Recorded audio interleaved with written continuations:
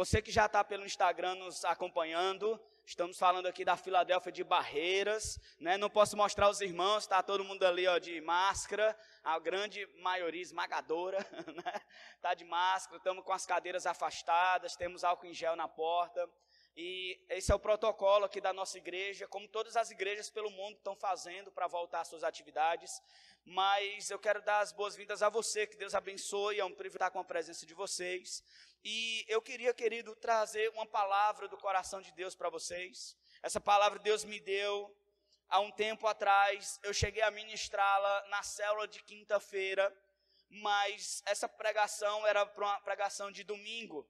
E eu decidi entregar para os irmãos da célula de quinta-feira, e hoje eu quero trazer para vocês. O tema dessa ministração é princípios de conquista, né? Princípios para uma vida de conquista com Deus. Amém? Quem quer ter uma vida de conquista com Deus? Amém? Você pode dizer amém bem alto? Amém. Quando você diz amém, você está dizendo, eu quero isso aqui para mim, eu recebo isso aqui para mim, né? Então, para ter uma vida de sucesso, nós precisamos ter princípios de sucesso. O que é um princípio, pastor? Princípio é uma coluna, princípio é uma regra intocável, princípio é um pensamento, princípio é um mandamento, princípio é um modo de agir que nós não podemos negociar. Princípio é como a coluna dessa igreja. Se nós tocarmos, se nós destruirmos essas colunas que nós estamos vendo aqui, você pode derrubar essa parede, nada acontece. Você pode derrubar aquela outra parede, nada acontece. Você pode tirar o portão da igreja, nada acontece. Mas se nós tirarmos uma coluna apenas, essa igreja vem abaixo. Isso é princípio. Por que muitas pessoas não têm uma vida de sucesso, pastor? Porque são pessoas que não observam os princípios. E quando você quebra o princípio quebra você. Quando você não é uma pessoa, um crente de princípios. O que é um crente de princípios, pastor? É quando vem uma tempestade, quando vem um vendaval, e você entende que a palavra de Deus diz, não mentirás. E na hora que você aparece a oportunidade de mentir, você não toca naquele princípio. O que é um princípio, pastor? Fidelidade é um princípio. Quando vem uma tempestade, uma dificuldade, você não negocia, você não toca esse princípio. O que nós temos visto na vida de muitas pessoas é que qualquer vento tem derrubado as suas construções. Jesus disse que o homem prudente é semelhante ao homem que constrói a sua casa sobre a rocha. Porque vem a tempestade, o rio enche, transborda e dá com muita força sobre aquela casa, mas ela permanece inabalável. É uma casa de princípios. Então, pastor, como é que eu faço para ter uma vida de princípios? Você precisa ser um praticante da palavra. Como é que você vai ter uma vida de princípios? Sendo praticante da palavra. É assim que nós vamos ser inabaláveis. Mas hoje eu quero usar a vida de Abraão como exemplo de uma vida de princípios. Abraão vivia numa terra chamada Ur dos Caldeus. E junto com toda a sua família, ele morava naquele lugar. E Deus deu um comando para ele sair daquela terra. Abraão, então, começa a ter um relacionamento com o seu Deus. Abraão começa a ter um relacionamento com Deus. E Deus é um Deus de princípios. E quando Deus entrega para Abraão, Abraão, você não vai ser mais igual ao seu pai. Você não vai mais ser igual à sua descendência. Você vai viver de acordo com a minha vontade, com os meus princípios. Sabe, querido, a vida de Abraão, eu posso citar dezenas de princípios. Mas para nós focarmos naqueles que podem fazer uma diferença instantânea na nossa vida, eu quero falar apenas de 5 princípios. O primeiro princípio que nós podemos ver na vida de Abraão é que Abraão era um homem que aprendeu a construir altares. Qual o primeiro princípio? Construir altares. Você pode falar comigo bem forte? Primeiro princípio é construir altares. Amém? Esse é o primeiro princípio. Pastor, como assim? O que é construir um altar? Primeira coisa, você precisa aprender a construir um altar e entender que você é esse altar. Você é o altar de Deus. Deus, a Bíblia diz que Ele não habita numa casa construída por mãos humanas. Mas não diz nada a respeito da casa construída pela própria mão dEle. Se Deus fala que Ele não habita na casa construída por mãos humanas, então nós podemos deduzir que Ele pode sim habitar dentro da casa que Ele mesmo construiu com as suas próprias mãos. Deus construiu você com as próprias mãos dEle. Então o primeiro altar que devemos construir é o altar do nosso coração. Pastor, como é que eu faço para construir o altar do meu coração? Jesus diz, eis que estou à porta e bato. Se alguém abrir a porta, entrarei e cearei com ele. Primeira coisa que você precisa fazer para o seu coração se tornar um altar de Deus é abrir o seu coração. Tem muita gente com um coração duro para Deus. Tem gente que a vida dá tanta pancada. Agora mesmo estava com esse final de semana com uma pessoa, um amigo meu, que já levou uma pancada um dia desse e o coração ainda não abriu. Levou pancada 1 ano atrás e o coração não abriu. Leva pancada toda hora da vida, Deus gritando para ele, se você não tomar jeito, você vai morrer. Você precisa abrir o seu coração. E todo mundo fala com ele, todo mundo dá conselho, e o homem com o coração duro. Não abre o coração para Deus fazer morada. Mas sabe, querido, como é bom encontrar o homem que abre o seu coração para Deus. Como é bom, sabe, quando Jesus ele ressuscitou, ele passou 40 dias em comunhão pessoal ainda com os discípulos.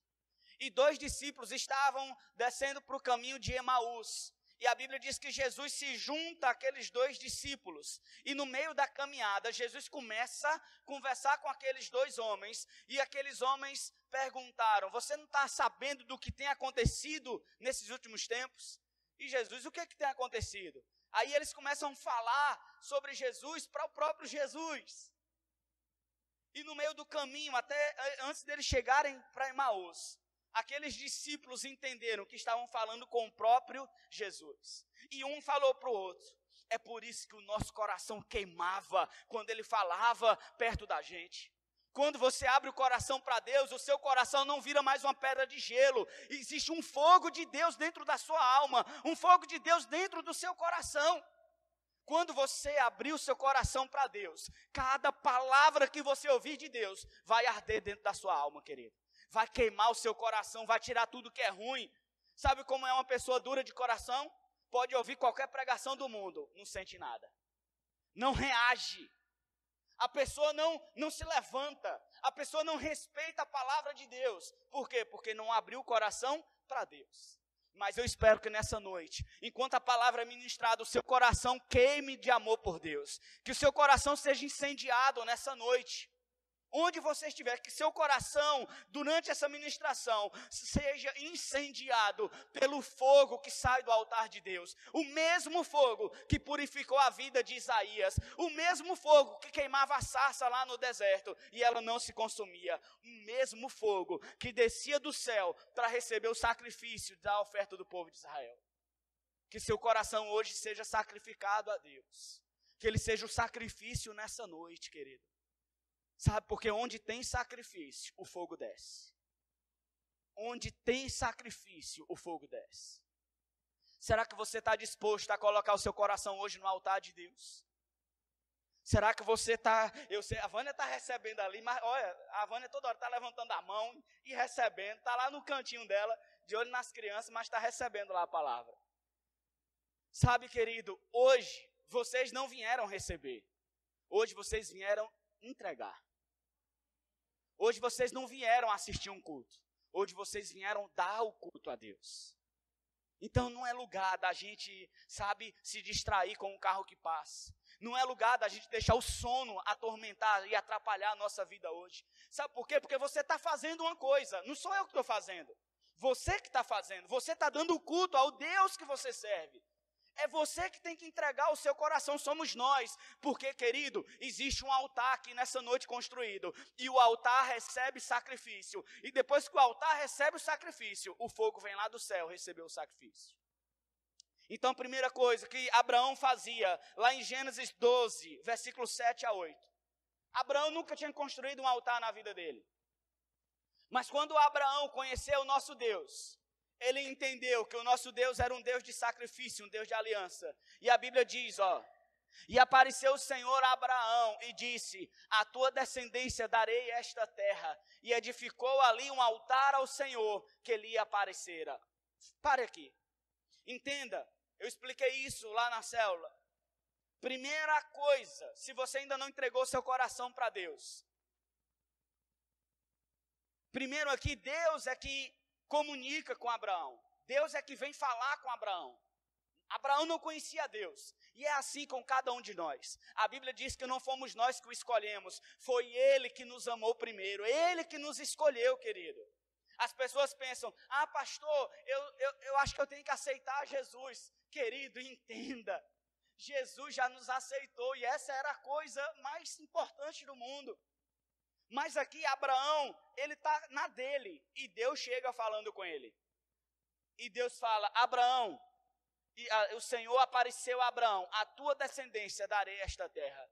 Sabe o que Abraão faz depois que Deus fala com ele? Depois que Deus libera uma promessa para ele, Abraão constrói um altar. O que é um altar, pastor? De maneira prática, física, além do nosso coração.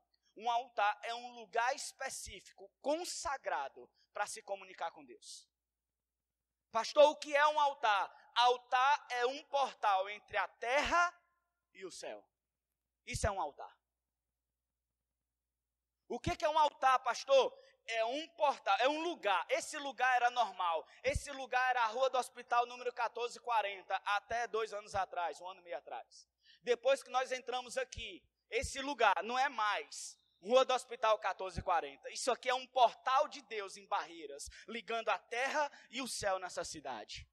Entende isso? Não é mais um local normal, não é mais só paredes, não é mais só tinta, não é mais só luzes. O que esse lugar é um altar de Deus para essa cidade. Todo mundo que quiser conhecer o Deus do céu pode vir nesse lugar, porque haverá uma comunicação da terra com o céu. Entende isso? Mas a vontade de Deus é que isso aqui é altar. Mas a vontade de Deus é que tem um altar dentro da sua casa também. Não adianta só um altar, porque quem tem um altar no coração, quem participa do altar em comunhão, que é a igreja, também tem que ter obrigatoriamente um altar na sua casa. Porque são os 3 lugares que você se comunica com Deus. Na sua casa, na sua intimidade, no seu quarto e na sua igreja. Os 3 lugares que nós conversamos com Deus, precisa ter altares. Pastor, não precisa de igreja. Já viu gente dizendo isso? Meu amigo, gente que diz isso, duvido se tem um altar dentro de casa. Não entendeu nada sobre igreja. Nada. Nós precisamos entender que Abraão era um homem que construiu altares. Entenda, Deus falou com Abraão primeiro e ele construiu um altar. Mas olha só o segundo altar que Abraão constrói. E moveu-se dali para a montanha do lado oriental de Betel, e armou a sua tenda, a sua casa, a sua morada. Quando acabar o culto, vocês 20 que estão aqui na igreja, retornarão para a sua tenda. Os outros irmãos que estão pelo Instagram, estão lá na tenda deles. Está dizendo que Abraão armou a sua tenda, tendo Betel ao ocidente e Ai ao oriente. E edificou ali um altar ao Senhor. O que Abraão aprendeu? Primeira vez, ele nem sabia o que era um altar. Mas Deus encontrou ele, mudou a vida dele, mudou o coração dele, entrou na história de Abraão, mudou a mentalidade de Abraão. Foi o que aconteceu com todos nós. A partir de então, nós não construímos mais altares quando Deus fala conosco. Nós construímos altares para que Deus fala conosco. Entenda? Entende isso? Antes, Abraão nem sabia quem era Deus. Construiu um altar depois que Deus falou. Hoje, naquela época, onde Abraão chegava, um altar era construído. Por quê? Porque Abraão falava: eu posso estar em Betel, eu posso estar em Ai, eu posso estar, em qualquer cidade. Mas a primeira coisa, isso não importa. O Deus que eu sirvo não está preso a um local. O Deus que eu sigo não está preso a uma determinada localidade ou cidade. Ele é o Deus de toda a terra. Então, eu posso estar morando na cidade que for. Eu vou construir um portal para eu ter comunicação com Deus, onde eu for. Abraão falava: mudei para Betel, aqui tem um altar. Mudei de Teresina para Barreiras, tenho que construir um altar. Onde Deus te mandar, construa altares, querido. Sabe por quê? Porque esse altar é pessoal. Construa um altar na sua casa. Pastor, como é que eu posso construir um altar na minha casa? um local de oração. Jesus falou, quando você quiser falar com seu pai, entra no seu quarto, feche a porta, e o pai que vem em secreto vai te abençoar em secreto. Sabe como é que você pode construir um altar? Separa um momento do dia para você e Deus. E seja fiel a esse compromisso. Quantos de nós será que está fazendo isso hoje? Qual é o tempo consagrado para o seu Deus hoje? Porque tem muito crente bom de igreja, muito crente bom de célula, muito crente bom, talvez só ali no coração, mas não tem um altar dentro da sua casa. E, querido, eu te digo algo. Da nutrição espiritual que você precisa para ser um crente de verdade, ou seja, aquilo que você precisa comer de Deus para se manter saudável, eu posso, sem exagero algum, dizer que 70%, 80% você recebe dentro do altar que está no seu quarto. 70% da nutrição espiritual que você precisa para ser um crente de verdade, você não recebe na igreja. Você não recebe na célula. Você recebe dentro do seu quarto. Pastor, e o que acontece quando nós não temos esse altar dentro do nosso quarto? É um crente desnutrido. É um monte de crente que estava acostumado só com os 10% de comida da igreja. E quando foi tirado esse momento físico com a igreja, o crente perdeu o chão, não sabe nem para onde ia. Por quê? Porque não tinha uma vida com Deus dentro do seu quarto.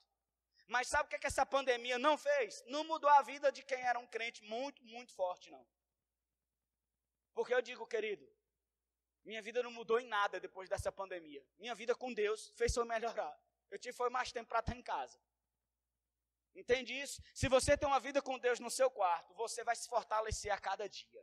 Você vai ser um crente melhor a cada dia. E quando você chegar na igreja, você não vem para receber e ir embora. Não, você vem para entregar o que você recebeu no seu quarto. Está ligado nisso? Quando você é um adorador dentro do quarto, a adoração, aquilo que você tem no seu quarto, vem para o altar. Por que muita igreja tem passado por problemas? Porque os crentes que estão no altar da igreja não estão trazendo as coisas que recebem no altar da sua casa.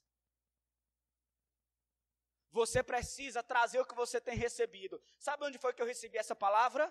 No altar da minha casa. Eu trago para o altar da minha igreja, para ministrar para as minhas ovelhas. Por quê? Porque tudo que eu recebo de Deus, querido, eu digo, eu tenho recebido nesse altar do meu quarto.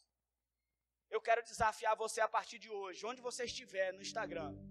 Você precisa separar um tempo para Deus. Você precisa ter uma comunhão com Deus, construindo um altar dentro da sua própria casa. Você que é homem, presta atenção, você que é homem. Você é o sacerdote do seu lar. Você é responsável. Você que vai dizer qual altar vai estar na sua casa. Porque eu te digo, vai ter um altar na sua casa de qualquer maneira. Mas o altar de Deus precisa ser construído. O altar do diabo não precisa ser construído. Quando você não faz nada, não se engane pensando que está neutro. Não se engane. Você, homem, sacerdote, é você que tem que chamar sua esposa para orar. É você que precisa chamar os seus filhos para aprender a Bíblia. É você que precisa se levantar como sacerdote da sua casa. É você que tem que dizer o dia do culto doméstico dentro da sua casa. Sabe por quê? Porque enquanto tiver um altar na sua casa de Deus, o diabo não vai ter espaço para colocar os altares dele dentro da sua família. Enquanto tiver um altar de Deus na sua casa, haverá fogo de Deus na sua casa, mas o fogo do inferno estará longe da sua família. Então nós temos que tomar uma decisão hoje, construir altares. Esperar que o fogo de Deus caia sobre a nossa casa. Amém, queridos? Gênesis 13, versículo 14.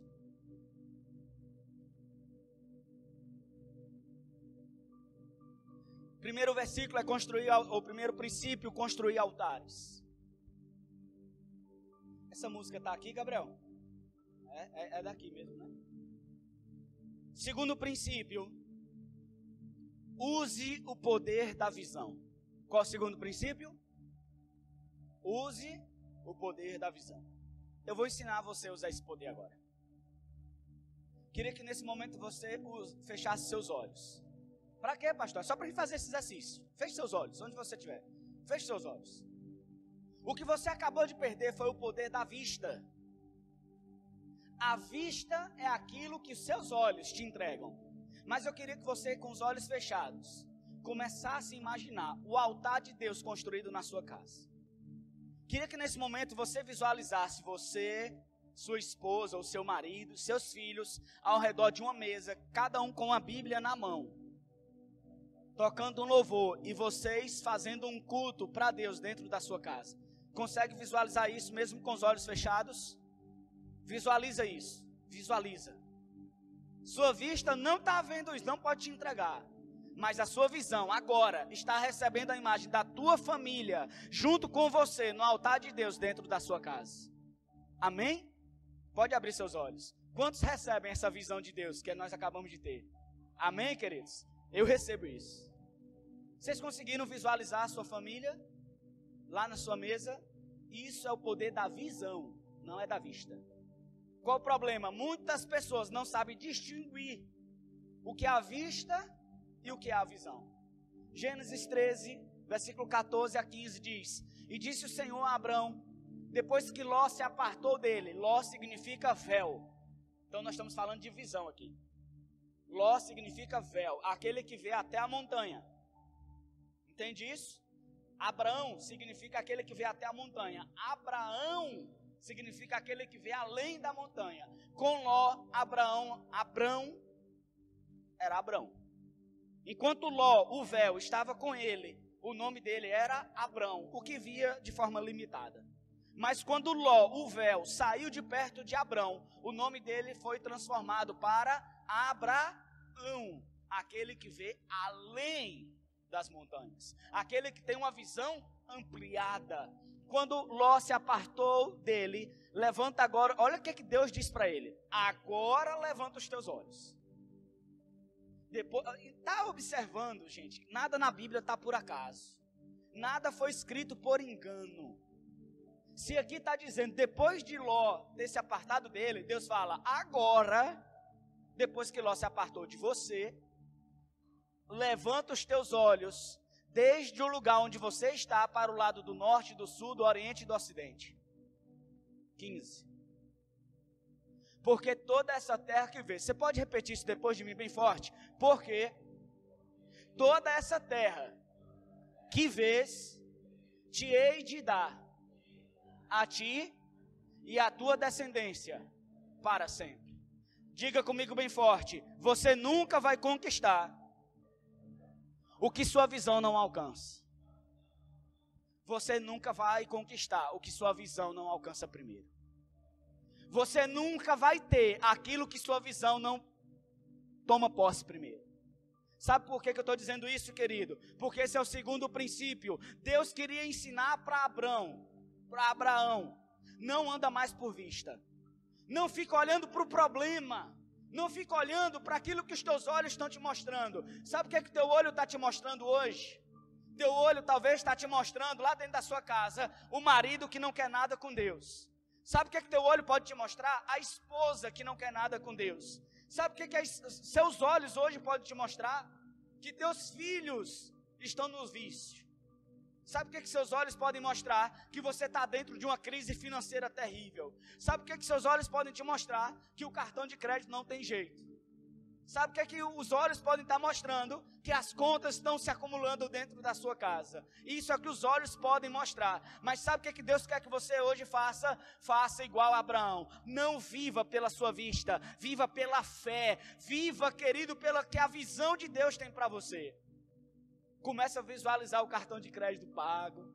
Começa a visualizar sua moto virando carro, sua bicicleta virando moto. Começa, querido, ver, sabe, sua casa alugada virando casa própria. Começa a ver a sua família destruída pelo diabo, numa família sacerdotal aqui nessa cidade. Começa a visualizar aquela pessoa que você todo dia vê bêbada, mas a partir de hoje você vai ver um pastor atrás daquela pessoa. Você vai começar a ver um homem de Deus, uma mulher de Deus atrás daquela pessoa. Desista de viver uma vida pela vista. Ah, pastor, porque o crente que vive pela vista é um crente pessimista. Pense num crente matador de sonhos. Tudo que você fala para alguém que vive por essa vista, ela vai dizer, isso aí não dá certo não, moço. Sai disso aí, dona Disse. não vai dar certo não. Mas sabe quando a senhora encontra um homem de fé que diz assim, vai dar certo. Não tem um centavo, mas vai dar certo. Tudo que a gente faz na Filadélfia, a gente não usa dinheiro. Tá? Que é a tesoureira que não me deixa mentir. Fala, pastor, tá faltando tanto. Não se preocupe, Deus proverá. Lá em Teresina, compramos o templo da Filadélfia, sem um centavo. Quando eu entrava na igreja, apenas R$800 por mês. Há 15 anos atrás. Entrava R$800 por mês. Sabe o que aconteceu? O meu pastor passou na frente de uma boate chamada Aquários. Era a maior boate de Teresina. E de noite, no meio do forrobodó, o pastor parou o carro, Deus falou para ele, desce, eu vou te dar esse lugar. E ele foi lá, encontrou uma pedra bem grande na porta daquela boate. E aí ele meio doido da cabeça, né? Todo mundo lá na fila para entrar naquela boate. Pastor Marcos pega a pedra, botou dentro do carro. Chegou no culto, jogou a pedra bem em cima do altar da igreja. Você sabe o que é isso aqui, meu povo? Isso aqui é a boate Aquários que Deus está dando para a gente. Metade da igreja. Isso é um doido. Cuidado com a Polícia Federal. Metade da igreja quis entulhar os sonhos do meu pastor. Mas a outra metade, graças a Deus pela irmã Anitta, lembra, Vanessa? Tinha uma crente endemoniada lá na igreja. Na hora que o pastor pregava, ela ficava com a revista Veja, na primeira cadeira, afrontando o pastor. Você já imaginou um crente sem vergonha desse? Quando essa mulher estava lá, isso aí não dá certo não, a Polícia Federal, uma irmã gritou lá do fundo, vai dar certo sim, meu pastor, nem que a gente tenha que vender cheiro verde todo dia, daqui para sempre. Mas nós vamos ter aquele prédio. Se Deus falou com o senhor, nós estamos dentro. Sabe o que aconteceu, querido? Hoje, a Filadélfia é dono daquele lugar. Hoje, é uma das maiores igrejas do Piauí, se não do Nordeste. Hoje, nós podemos ter 3.000 discípulos sentados ali ouvindo. Sabe o que está acontecendo agora? Ampliação. Cabia 1.600. Estamos aumentando para 3.000 lugares. Nessa hora de pandemia, todo mundo está retraído. Sabe qual foi a palavra do nosso pastor para nós? É hora de avançar. Sabe onde foi que eu encontrei coragem para construir a parede e gastar nessa época, quando a igreja nem tem nenhum centavo?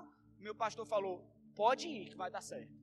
Deus vai se responsabilizar, Deus vai abençoar. Sabe por que pintamos essa parede? Compramos tinta durante a pandemia, porque a palavra de motivação do meu pastor, não haja pela vista, não olhe quanto tem lá na casa da Letícia, se tem R$10, R$5, quantos centavos, não importa, você não vai viver, você não aprendeu a viver pela vista, você aprendeu a viver pela visão que Deus te dá. É por isso, querido, que nós estamos aqui hoje, não é com medo do coronavírus, é com a visão lá na frente do nosso Deus. Primeiro princípio, construir altares. Segundo princípio, haja, viva pela visão e não pela vista. Amém, queridos? Terceiro, Gênesis 12, versículo 2. Terceiro princípio é, a recompensa não é um fim. Eu vou explicar. E far-te-ei uma grande nação. Deus está falando aqui para Abraão. Eu vou fazer de você um grande país, uma grande nação. Entenda, querido. Ele não está falando que o Piauí vai se tornar uma grande nação. Ele não está escolhendo um conjunto de 3 milhões de pessoas e vai transformar numa grande nação. Ele está falando isso para um homem. E está dizendo que desse homem ele vai construir um país. Você já imaginou isso? De um homem. Há 4.000 anos atrás, Deus estava dizendo, de você, eu vou fazer um país. Imagina se Deus chega falando isso para você hoje. De você, eu vou construir uma nação. De você, eu vou levantar um povo. Essa é a mesma promessa, nós somos herdeiros da fé de Abraão. E essa é a mesma promessa para mim e para você. Você agora precisa ser louco, que nem Abraão, e acreditar. Porque Abraão foi muito doido. Por quê? Porque a Bíblia diz que a nossa fé é loucura para aqueles que estão se perdendo. Você precisa ser um louco por Jesus e acreditar que o Deus que levantou Abraão para ser um país, ele tem um poder para levantar uma descendência a partir de você. De filhos espirituais. Mas Deus está falando para Abraão, eu vou te fazer essa bem, eu vou te fazer uma grande nação. Eu vou te abençoar. Quem quer ser abençoado? Eu quero ser abençoado. E vou engrandecer o teu nome. Quem quer ter o nome engrandecido? Ponto e vírgula. Só que ele continua dizendo: e tu serás uma bênção. Você vai ser uma grande nação. Eu vou engrandecer o teu nome. Eu vou te abençoar. Mas entenda, toda essa recompensa, todas essas bênçãos, não é o fim, não é o propósito final de Deus. Sabe qual é o propósito final de Deus? De entregar tudo aquilo para Abraão, para que o próprio Abraão fosse uma bênção. A recompensa não é o fim. A sua família restaurada não é um fim. Suas finanças restauradas não é um fim. Sua casa própria, não sei o que você quer de Deus hoje. Só que eu estou te dizendo, qualquer recompensa que Deus te entregar hoje, nessa noite, que Ele vai entregar recompensa para muita gente hoje. Mas o que Ele te entregar hoje, entenda, não é um fim, é um meio dEle de fazer você uma bênção. Você é que vai sair daqui sendo uma bênção, querido. É você que vai chegar lá no seu trabalho, na sua casa, e vai abençoar outras pessoas. Sabe por quê, querido? Meu carro roda, servindo a igreja, servindo os irmãos, porque ele não é um fim, ele é um meio de abençoar, ele é um meio de servir. Deus me livre de um dia alguém está precisando, eu falar, não vou no meu carro. Deus me livre, porque eu sei que eu não tenho condição de comprar um carro. Eu e a pastora, nós nunca ganhamos muito dinheiro, sempre fui assalariado com um salário mínimo. Agora eu te pergunto, como comprar um carro e quitar com um salário mínimo? Eu só saí do meu emprego, passei 10 anos nele, só para vir para cá, queridos. E o emprego que eu tinha lá era de nível fundamental. Ou seja, era de quem tinha até a 4ª série. Quando eu passei nesse concurso, lógico que eu já estava entrando na faculdade, mas eu fiz o concurso para nível fundamental, então o salário era mínimo. Sabe o que significa mínimo? É mínimo. Não é máximo não, é mínimo. Mas sabe o que Deus fez? Pegou o mínimo e transformou em máximo. Deus pegou o mínimo, aquilo que não dava para nada, e fez milagres, multiplicando o azeite da nossa panela, multiplicando a farinha da nossa botija, multiplicando o óleo que estava sobre a nossa vida. O Deus que nós servimos, Ele pode pegar uma semente e fazer ela multiplicar. E esse mínimo, aconteceu vários milagres. Nesse mínimo, meu Deus, nesses 10 anos que a gente tem 10 anos de casado, fazer 11. Nesses 11 anos, mesmo ganhando pouco, Deus fez muito. Sabe, querido, o que Deus vai fazer na sua vida, não é só para fazer. É para que você saia daqui sendo uma bênção. Chegar no seu trabalho, o que Deus te dá, vai abençoar outras pessoas. Quando chegar na tua casa, o que Deus te entrega, vai abençoar outras pessoas. Amém? Você crê nisso? E penúltimo, Gênesis 15, versículo 5. Quarto princípio. Primeiro, construa altares. Segundo, use o poder da visão. Terceiro, a recompensa não é um fim. Quarto, creia em atos proféticos. Qual é o quarto? Creia em atos proféticos. Então o levou para fora. Quem levou quem para fora? Deus está levando Abraão para fora da onde? Da tenda, da casa dele. Levou para fora e disse: olha agora para os céus e conta as estrelas, se as podes contar. E disse-lhes: assim será a tua descendência. Querido, o mundo espiritual é muito real, mais real do que o físico. E ele governa e domina o mundo físico. Então, muitas vezes, aquilo que nós fazemos no mundo natural impacta o mundo espiritual, que governa e volta governando o mundo natural. Quando um homem adultera, ele faz isso no mundo físico, mas aquilo gera algo no mundo espiritual. Do mesmo jeito, quando um homem se converte, ele faz isso aqui no mundo físico, mas tem uma reação no mundo espiritual. Tudo que nós fazemos no mundo físico é levado em consideração no mundo espiritual. E tudo que acontece no mundo espiritual vai governar o mundo natural. Deus falou para Abraão: você não vai entender o que eu estou te falando. Tem coisas de Deus que é grande demais para a sua cabeça, querido. Pastor, por que a gente precisa de ato profético? Porque o Deus que você serve é muito grande, que não cabe nessa cachola que você tem aí. A coisa que Deus quer fazer na sua vida é tão grande, mas tão grande, que você não consegue conceber com essa mente limitada. E aí, Jesus precisa vir fazer o que ele fez: usar parábolas. Jesus queria falar uma verdade espiritual, mas se ele falasse, aquele povo não ia entender nada. Era muito além da capacidade intelectual daquele povo. E Jesus usava parábolas. O semeador saiu a semear, para falar como o diabo agia, tentando roubar a palavra. Jesus disse, o semeador, né, saiu, semeou, uma semente caiu na beira do caminho, outro caiu no meio dos espinhos, outro em terreno rochoso, e outro em terra boa. E Jesus depois vai explicar aquilo. Por que Jesus usou aquela linguagem? Porque aquilo o povo entendia. Era realidade, agricultores. Ele estava falando para a gente que trabalhava na terra. Se fosse hoje, ia falar o que para o Carlinhos? Carlinhos, existia uma Kombi da Volks que carregava, ia usar a linguagem que nós entendemos. O que é um ato profético, pastor? É quando um homem de Deus entende o poder espiritual e Deus o orienta a tomar certas atitudes que vão gerar uma realidade que ainda não existe aqui na terra. Por exemplo, quando o pastor Marcos pegou aquela pedra lá na boate, tem alguma lógica nisso?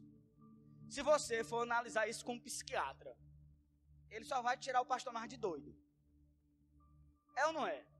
Se fizesse uma consulta, um exame de sangue, ia dar doido, varrido. Ia. Mas o que o pastor Marcos fazia? O ministério do meu pastor é o ministério profético, uma voz profética. O que ele fez? Ele pegou aquela pedra, porque Deus assim orientou. E ele pegou aquela pedra como símbolo, tomando posse daquele terreno. Aquela pedra, na verdade, estava representando quase 10 mil metros quadrados.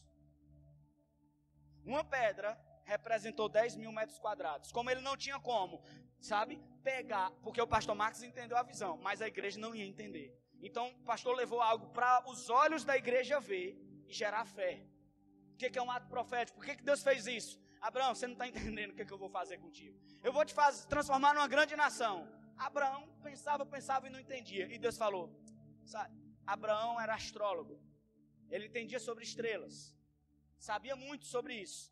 Sai daqui da sua tenda. Conte as estrelas. Abraão, como astrólogo, sabia que era impossível. E Deus falou, do mesmo jeito, é impossível você entender o tamanho da bênção que eu tenho para a sua vida. Você não tem como contar seus descendentes. Você não tem como contar quão numerosos serão seus descendentes, seus filhos. Seus olhos físicos não vão ver. Mas agora eu quero que você contemple pelos olhos da fé. Sabe, querido, Deus está dizendo hoje, você precisa ser um homem ou mulher de atos proféticos. Por isso que quando você chega na sua casa, você não pode chegar para o seu marido que não quer servir a Deus e dizer assim, esse homem não quer nada com Deus. Isso aí é uma porqueira, não quer nada com Deus. Não. Sabe como é que você vai chegar hoje, mulher? Você está nessa situação? E aí, pastor? E aí, homem de Deus? Quando eu pego um parente meu bebendo ou fazendo uma coisa errada, eu vou tratar ele, sabe como? Não é como ele é como Deus quer que ele seja. Eu chamo a existência aquilo que ainda não existe. Eu, pela palavra profética, pelo ato profético, eu estou gerando uma realidade. Sabe o que o mundo faz? Isso aí não quer prestar, uma desgraça. Ele amaldiçoa com a boca. Nós, homem e mulher de Deus, temos que abençoar. Nós temos poder profético na nossa boca, queridos. Nós precisamos liberar essa palavra para gerar a realidade que Deus deseja para a nossa vida. Por isso profetiza sobre seu filho. Nunca chame seu filho de danado. Nunca diga que seu filho não vai ser nada. Sabe por que tem muita gente hoje sofrendo? Porque o pai olhou e falou assim, isso é uma porqueira, esse aí vai ser pobre do jeito que eu fui pobre, do jeito que a avó dele foi pobre. E o rapaz é pobre mesmo. Isso aqui não vai nem passar da 4ª série. E na hora de fazer o vestibular, a maior dificuldade do mundo. Mas sabe o que nós vamos fazer, querido? Vamos gerar uma descendência próspera para Deus. Nós, a partir de nós, começando em você. Se você não recebeu isso do seu pai, não fica agora criticando e culpando ele. Pode começar de você hoje. Hoje você pode começar uma realidade diferente. Hoje pode começar em você uma nova história para a sua casa. Quando nós estávamos vindo para Barreiras, a gente sempre escuta palavras. Todo o tempo que a gente passa é ouvindo a palavra de Deus. E o pastor falando de uma Bíblia de 1925, que a tataravó, não sei das quantas dele, comprou e colocou lá na capa da Bíblia e disse, hoje, eu e meu marido quebramos toda a maldição da nossa casa. Essa Bíblia é da nossa descendência. E eu profetizo que todos os meus filhos servirão ao Senhor com fidelidade. Os meus filhos, os meus netos, os meus bisnetos, nós quebramos todo o poder do diabo na vida deles. E eles escreveram naquela Bíblia, e a Bíblia até hoje. Esse homem estava escrevendo, que é esse livro que eu vou começar a ler agora, ele estava dizendo assim, ó, eu já sou a sexta descendência servindo ao Senhor na minha casa. Eu não sei qual a descendência você é, mas eu profetizo, no mínimo você é a primeira, e seus filhos serão a segunda, seus netos serão a terceira, sabe? Vai perpetuar uma geração de fiéis ao Senhor nessa terra, querido. Mas tem que começar de você. Vai começar de você. Eu profetizo isso na sua vida. Se você é o primeiro de uma descendência como Abraão foi. Vai começar de você. Seus filhos servirão ao Senhor. Seus netos servirão ao Senhor. Você crê nisso, querido? Amém? Então crê em atos proféticos. Pergunta para Deus. Deus, o que eu posso fazer para gerar essa realidade espiritual dentro da minha casa? O que eu posso fazer para gerar isso aqui dentro da minha casa? Se você tem como comprar um óleozinho da unção, traga para eu consagrar. Eu como pastor consagro para você um olhinho da unção. Quando chegar na sua casa, pega esse óleo consagrado. Podemos até fazer, eu estava combinando com a pastora no carro. Nós vamos ter aqui um culto de consagração familiar. Nós vamos fazer um ato profético consagrando todas as famílias da igreja para Deus. Toda a descendência. Sabe o que você vai fazer nesse culto? Eu quero que você compre uma Bíblia especial para a sua família toda. Você vai comprar uma Bíblia, vamos fazer exatamente o que aquela mulher fez. Você vai comprar uma Bíblia, nós vamos dar um tempo, porque Bíblia é caro e tem que ser cara mesmo. Você vai comprar uma boa Bíblia, representando toda a sua casa. E você, nesse culto, nós vamos consagrar essa Bíblia. Você não vai dar essa Bíblia, você não vai trazer para a igreja, ficar para a igreja, não. Essa Bíblia nós vamos consagrar aqui, vai ser a Bíblia da sua família toda. Essa Bíblia vai se perpetuar por centenas e centenas de anos aí na frente, se Jesus não voltar. Enquanto Jesus não voltar, essa Bíblia vai ser consagrada para toda a sua descendência, querido.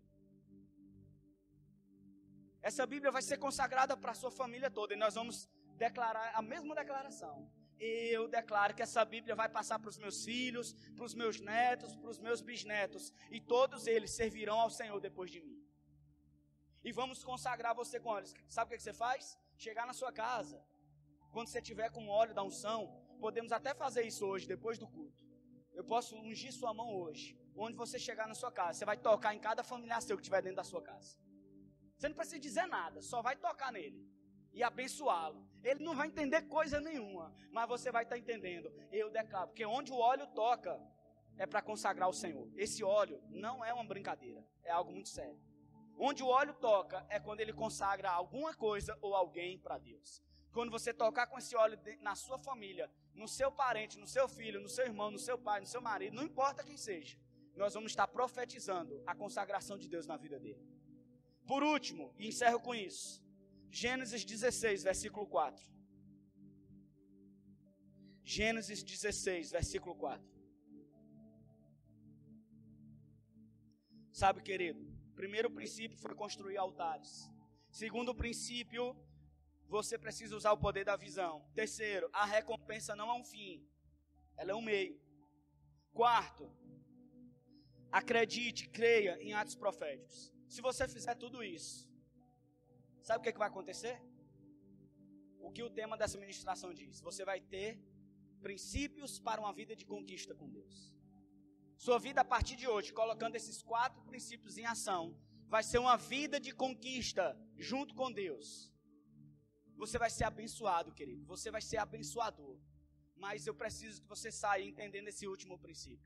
O último princípio é, fale bem forte, não mude de caráter.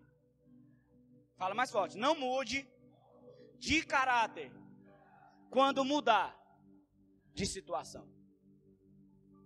Tem gente que começa fiel, e é bênção, e eu sou fiel a Deus. Na hora do aperto, na hora da dificuldade, não falta um culto, não falta uma célula, não perde uma live do pastor e da pastora no Instagram. Tá rente, é um discípulo abençoado.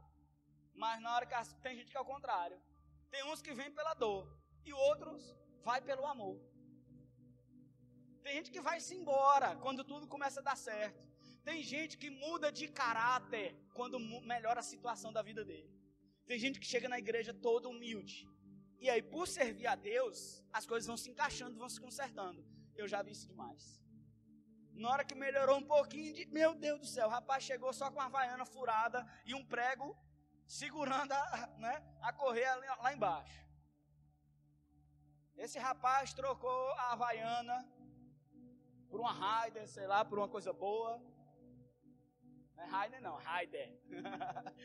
Aí esse rapaz chegou sem nada, comprou uma bicicletinha, comprou uma moto. Na hora que comprou a moto, meu amigo, parecia que estava entrando, era o Batman na igreja.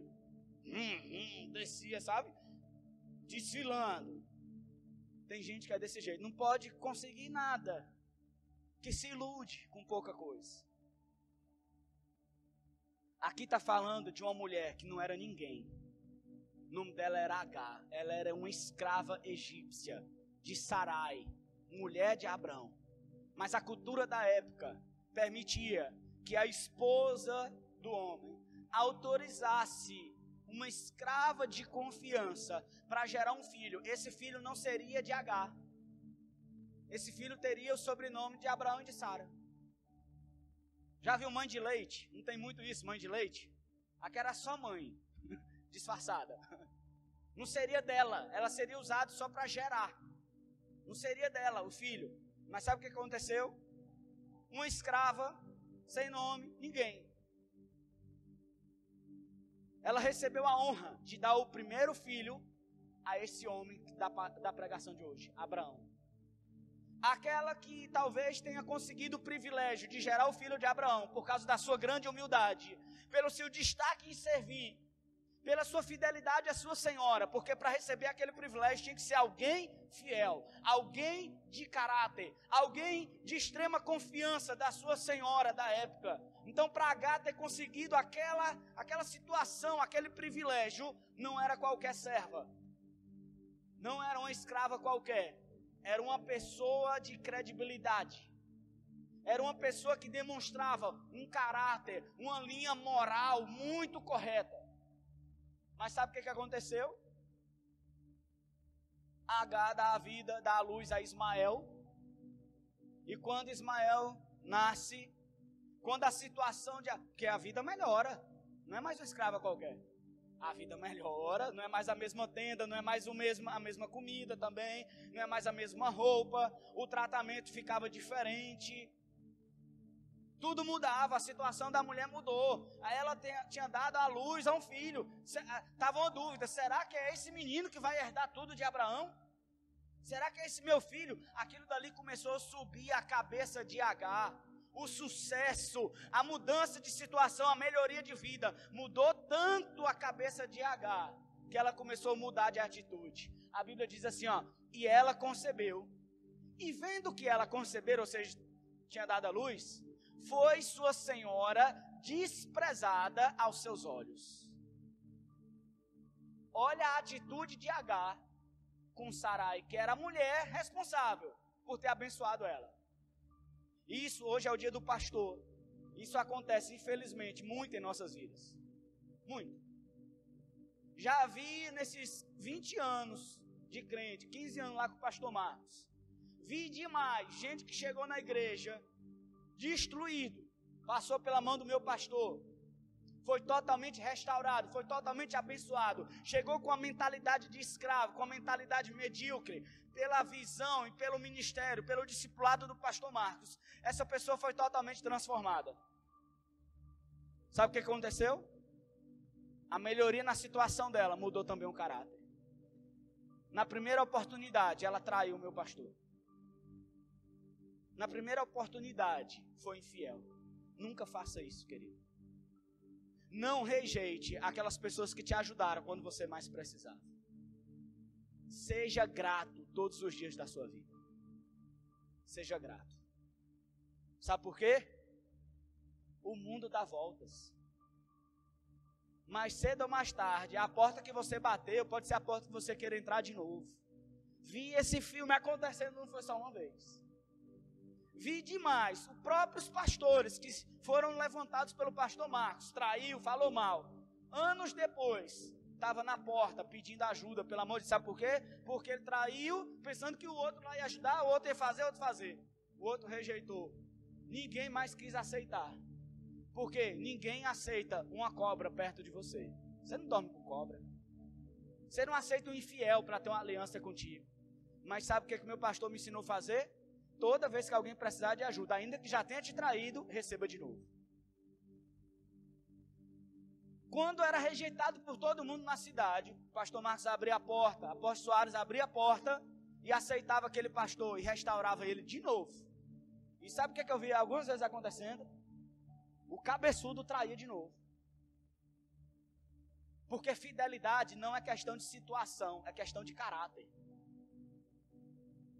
Então hoje eu te imploro, querido, pelo amor de Deus, quando Deus mudar você para uma vida de conquista, não mude o seu caráter, não negocie sua fidelidade, não abra mão das alianças que te fizeram chegar onde você chegou. Porque aquele Ló, que começamos a pregação, se apartou de Abraão.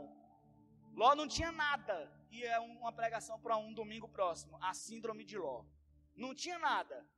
Enricou perto de Abraão, e quando enricou perto de Abraão, pensava que era rico por causa dele mesmo. E como é que eu sei disso? Porque a Bíblia fala da vida de Ló, quando ele se apartou de Abraão, só foi desgraça. O final da vida de Ló foi as próprias 2 filhas dele, tendo o filho dele mesmo. Olha a desgraça que é. Tome cuidado, querido. Não mude de caráter quando Deus mudar a tua situação para melhor. E Ele vai mudar, eu profetizo nessa noite. Ele vai mudar, Ele vai restaurar, Ele vai fazer, Ele vai abençoar. E seu caráter não vai ser abalado. Porque o perigo de um caráter não é na hora ruim, é na hora boa. Você já ouviu falar disso? Dê dinheiro a alguém e você vai saber quem é essa pessoa. Eu digo, dê poder a essa pessoa e ela vai se revelar. Dinheiro, querido, não muda ninguém. Pastor falando de tal, pastor, era tão humilde, pastor, e depois começou a ter um dinheirinho e ficou tão arrogante. Não, querido, não funciona assim. Fulano de tal já era desse jeito. O dinheiro simplesmente revelou quem ele era.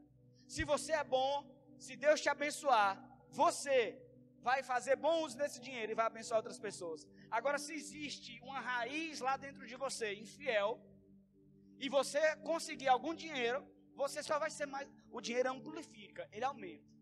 Quem é bom vai ficar melhor, quem é ruim vai ficar... Por que o senhor está dizendo isso, pastor? Porque Jesus diz, quem for fiel no pouco, será colocado sobre o muito. Ou seja, eu entendo que ninguém vai ser colocado sobre o muito, sendo infiel primeiro. Eu profetizo que nós somos uma geração de fiéis. Podemos estar no pouco hoje, mas amanhã estaremos sobre o muito. Está contando as estrelas hoje, mas amanhã vamos estar contando a nossa descendência.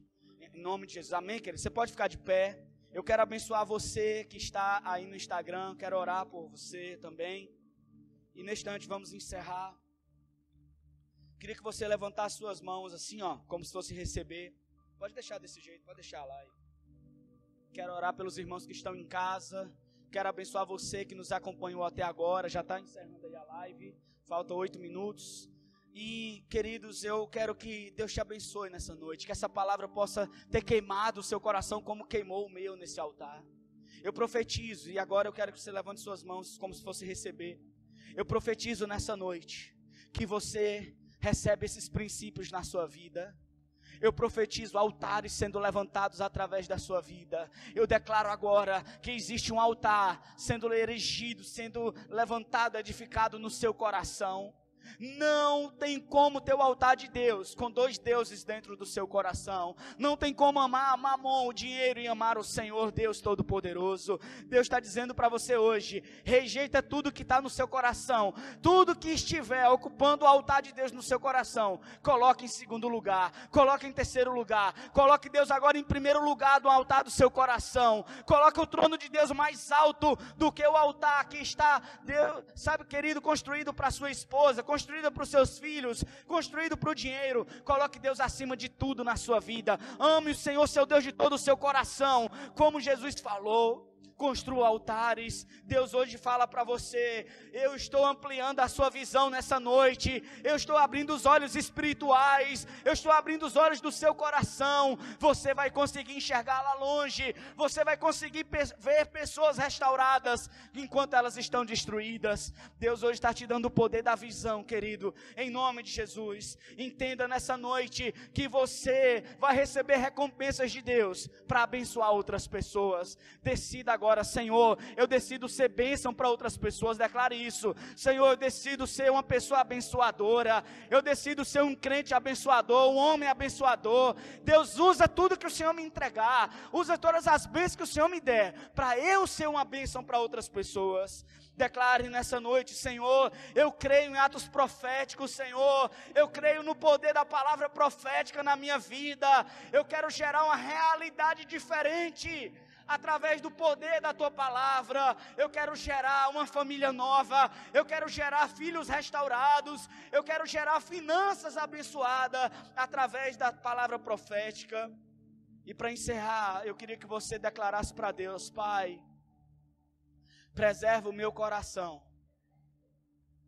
Pai, enche o meu coração com a tua palavra, para eu não pecar contra ti. Esse é o segredo, querido. Está cheio da palavra de Deus todo momento. Se você se encher da palavra, o seu coração não vai regredir. Se você se encher da palavra de Deus, o seu caráter vai ser como aquela casa construída sobre a rocha. Pode vir qualquer coisa e ela não será abalada. Eu quero te abençoar em nome do Pai, do Filho e do Espírito Santo. Amém? Você pode dar um aplauso bem forte onde você está.